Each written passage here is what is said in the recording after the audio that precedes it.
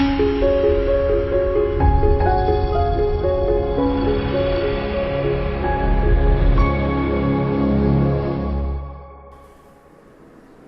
this video, I am going to explain one of the biggest challenges that you may have when trying to become a pharmaceutical sales rep.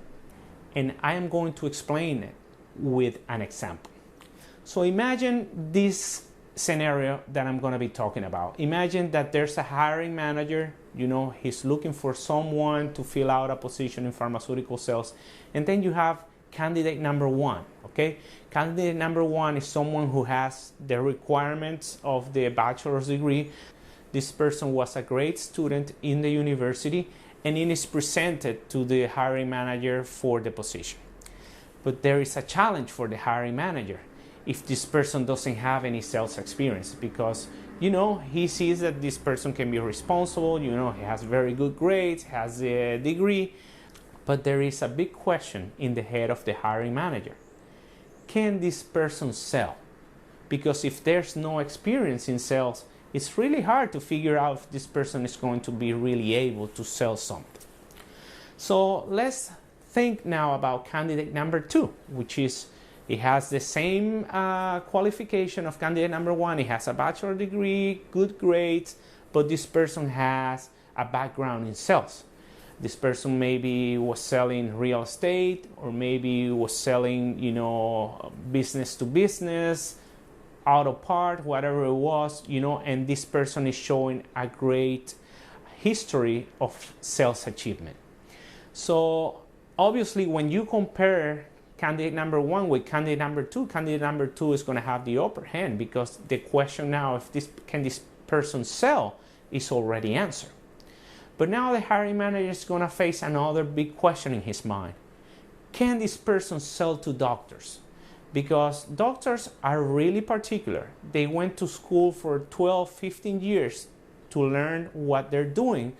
And if someone is going to come to them to explain something and change their prescribing habits, it's not as simple. So let's think now about candidate number three.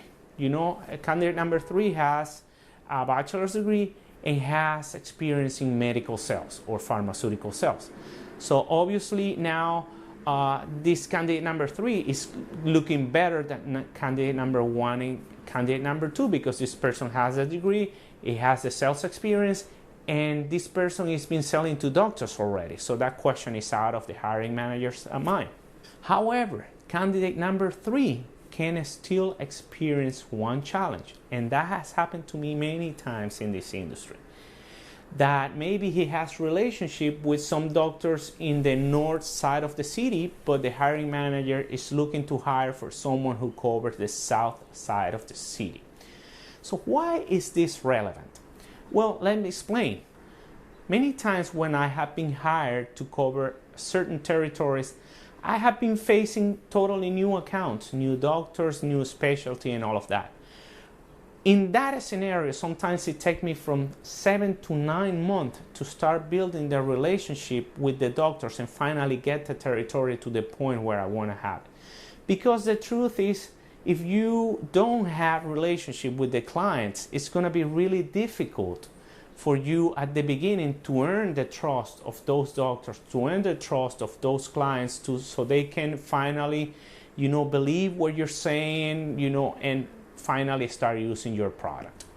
So if candidate number four comes in and this person already have relationships with the type of client, with the clients that he's going to be calling on, that's going to be a plus, because in my experience, sometimes when I already have a relationship with the doctors, it takes only like 3 or 4 months to start to keep the territory running and going. As you can imagine, the company will produce results faster when they have someone who already have established relationships with the doctors that he's going to be calling on. And that's why sometimes I have lost some positions. So as you can see, there are some challenges that you might be facing when you're trying to break into pharmaceutical sales. However, there are ways to overcome these challenges. So with my formula, you can be in the position of being candidate number 1 or candidate number 2, and still get the position. You can still win the job despite the fact that you might be competed with candidates like the one I explained, candidate number 3 and number 4. So if you're really serious about becoming a pharmaceutical sales rep, get my training videos and prepare yourself to finally get the job that you have always wanted. Thank you.